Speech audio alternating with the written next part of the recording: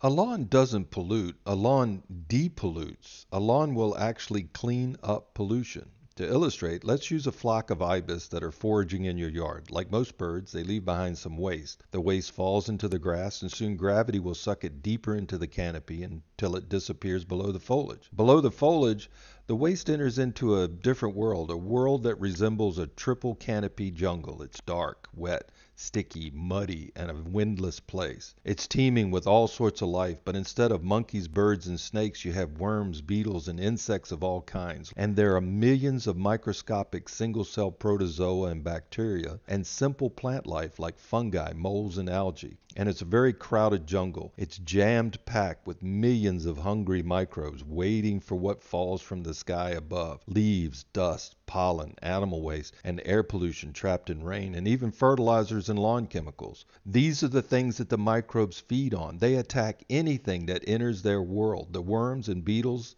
attack by chewing and scratching and digging in the waste. The microscopic single-cell protozoa and bacteria, they cover their prey with an enzyme slime that dissolves the waste, extracting nutrients the microbes can absorb and use for growth and reproduction. All this insect and microbial activity enriches the soil with nutrients that the fibrous roots of the turf can completely absorb and use for its own growth and reproduction. And after the feeding frenzy is over, after the waste has been completely chewed, dissolved, and absorbed, all that remains is water and carbon dioxide. The waste is gone, the lawn is depolluted. And this process happens 24/7, 365 days a year to anything that falls into the canopy, including fertilizers and lawn chemicals. This was proven in a 7-year study done by the Florida Department of Environmental Protection, which conclusively showed that fertilizers put on a lawn never leave the lawn.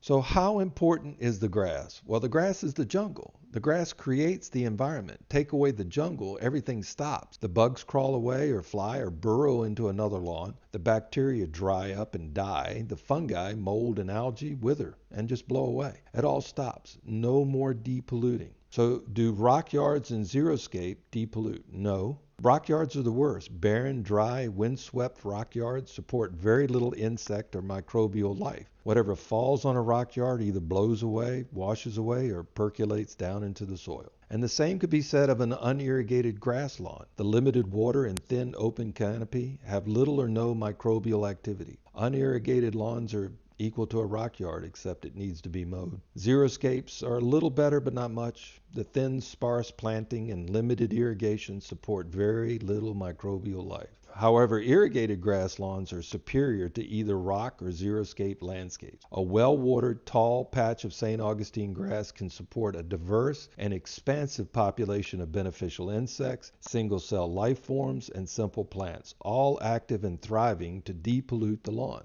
Now, this is not new. A book written in 1945 called Soil and Health by Sir Albert Howard, who many consider the father of organic farming, showed the relationship between healthy pastures and healthy farm animals and farmers. It was the discovery of the microbial breakdown of organic material in a pasture, which he referred to as composting, that led him to believe that the healthy pastures depolluted the land and gave rise to healthy animals and people. So consider all of this when you're thinking about a landscape. Lawns don't pollute, they depollute. I'm Rick Orr, and this is Turf Tips for Pinellas County.